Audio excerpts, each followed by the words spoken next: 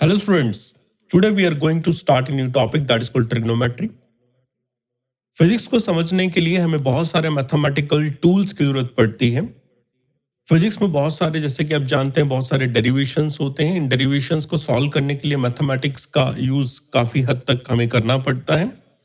तो हम लोग कुछ बेसिक्स मैथमेटिकल टूल्स का नॉलेज पहले लेंगे, उसके बाद हम लोग जो है फिजिक्स के अंदर एंटर करेंगे। तो हम लोग जिस टॉपिक को स्टार्ट करने जा रहे हैं आज, उसका नाम है ट्रिग्नोमेट्री। ट्रिग्नोमेट्री को हम लोग 9th क्लास में 10th क्लास में काफी हद तक पढ़ लेते हैं, जिसमें थोड़ा सा एक्सटेंडेड वर्जन हमें जो है फिजिक्स के लिए रिक्वायरमेंट होगा। तो आज के टॉपिक को हम स्टार्ट करते हैं, ट्रिग्नोमेट्री। ट्रिग्नोमेट्री के अंदर सबसे पहले हमने जो हेडिंग आपके सामने लिखी है उसका नाम है एंगल। तो एंगल क्या होता है? एंगल ये कहता है कि अगर हमारे पास कोई भी टू लाइंस हैं, उन टू लाइंस को किसी एक पॉइंट पे मीट करा के एक लाइन के रेस्पेक्ट में दूसरी लाइन को अगर रोटेट किया जाए, टू लाइंस को किसी एक पॉइंट पे मीट करा के एक लाइन के रेस्पेक्ट में दूसरे लाइन को अगर रोटेट किया जाए, तो दोनों लाइंस के बीच में जितना टर्निंग आया है उस टर्निंग को हम लोग एंगल कहते हैं। इस एंगल में दोनों लाइन जहां पे मीट करती है उस पॉइंट को हम वर्टेक्स कहते हैं, और ये हमारे पास है लाइंस।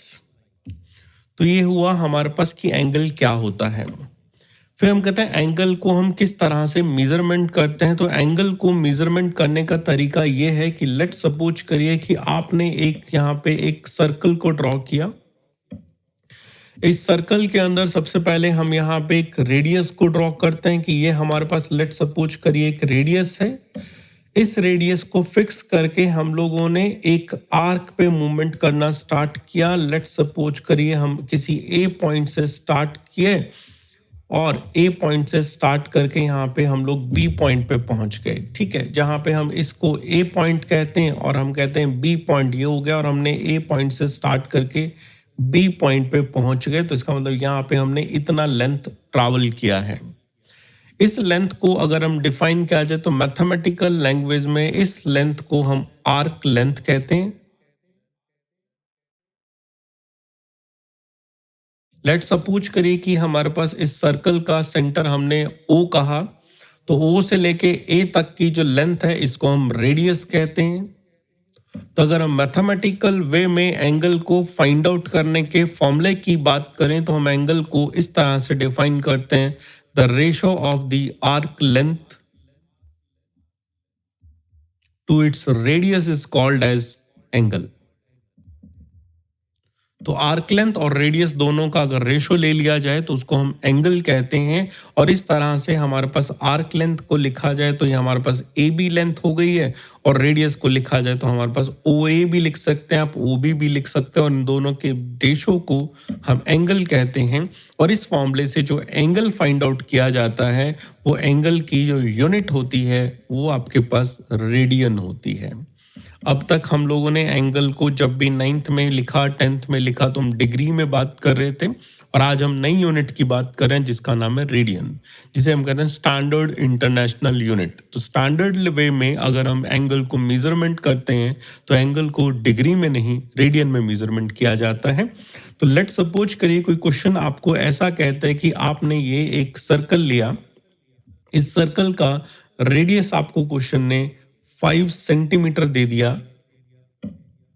एक सर्कल लिया और सर्कल का रेडियस हम लोगों को 5 सेंटीमीटर दे दिया गया, और आपको कहा जाता है कि आप यहाँ से लेके यहाँ तक एक लेंथ ट्रैवल करते हैं, और ये लेंथ भी आपके पास अगर 5 सेंटीमीटर है तो क्वेश्चन कहता है कि बताइए यहाँ पे कितना एंगल बनेगा। तो हम कहते हैं ए से लेके अगर बी तक हमने 5 सेंटीमीटर ट्रैवल किया, ओ से लेके ए तक हमारी रेडियस भी 5 सेंटीमीटर है, तो एज पर दिस क्वेश्चन हमारे पास जो एंगल बनता है वो आपके पास बनता है, arc length is given as 5 centimetre and the radius is also given as 5 centimeter. So 5 by 1, 5 is 1. So the answer is 5 radian. So we are making an angle that is equals to 1 radian in this question. तो इस तरह से हम angle को define करते हैं कि किस तरह से एंगल बनेगा। ये हुई हमारे पास कि एंगल क्या होता है। अब हम बात करते हैं कि देखिए एंगल को अब तक तो हम लोग डिग्री में बात कर रहे थे और अब हम रेडियन में आ गए हैं, तो इन दोनों में फर्क क्या चीज है। इन दोनों में क्या रिलेशन है? तो हम कहते हैं relation between degree and radian पहले देख लेते हैं, ताकि आप लोगों को कंफर्टेबल जो है डिग्री में होता है, और हम आज जो नई बात कर रहे हैं वो रेडियन में कर रहे हैं। तो what is the relation between radian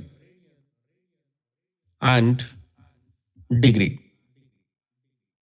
तो इसको सॉल्व करने के लिए हम इस तरह से एग्जांपल लेते हैं कि ये आपके पास एक सर्कल है, और इस सर्कल की रेडियस को हमने यहाँ पे जो रेडियस हमने बनाया इसको हमने कंप्लीट टर्न करा दिया। लेट्स सपोज करो हम यहाँ से यहाँ तक आ गए, हम ए से स्टार्ट करते हैं और वापस ही ए तक पहुंच जाते हैं और कहते हैं ये एंगल कितना बना है। तो बताइए बच्चों कितना बना है?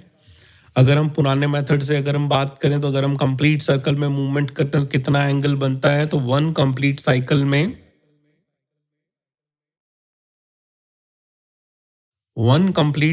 के अंदर हमारे पास एंगल कितना बनता है? अगर आपको पुराना याद हो तो डिग्री में क्या लिखेंगे बोलो?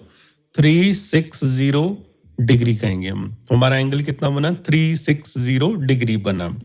और हम कहते हैं हमारी डेफिनेशन के हिसाब से अगर हम बात करें एंगल का, तो हम कहते हैं एंगल होता है हमारा आर्क लेंथ और रेडियस का रेशो। तो आर्क लेंथ अगर हम बात करें तो कंप्लीट सर्कल में जब घूमते हैं तो हम एक पैरामीटर के बराबर घूमते हैं, और सर्कल का जो पैरामीटर होता है वो आपके पास होता है 2πr, और डिवाइड बाय रेडियस अगर हम करें तो ये भी r हो गया, तो इसका मतलब डिवाइड करके हमें मिल रहा है 2π।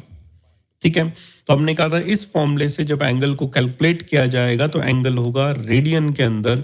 सो we can just write this is equals to 2π radian. Radian को शॉर्टकट में RAD लिखा जा सकता है। ठीक है जी, अभी देखिए हमने पहले आपसे पूछा एंगल कितना होता है, आपने कहा 360 डिग्री।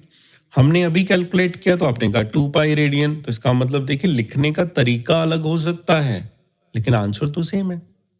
और अगर दोनों का आंसर सेम है तो हमारे हिसाब से ये बन गया कि हमारा 2π रेडियन एंगल जो होगा वो आपके पास जो है वो 360 डिग्री होगा।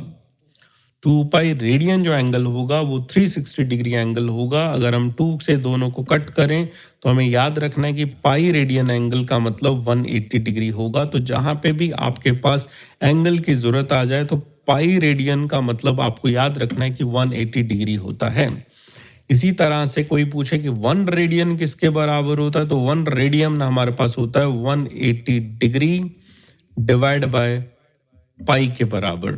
180 डिग्री डिवाइड बाय पाई के बराबर, जहां पे अगर हम पाई की वैल्यू को रख दें तो पाई की वैल्यू हमारे पास है 22/7, और 22/7 से अगर हम इसे सॉल्व करें तो ये बनता है आपका 57.27 डिग्री।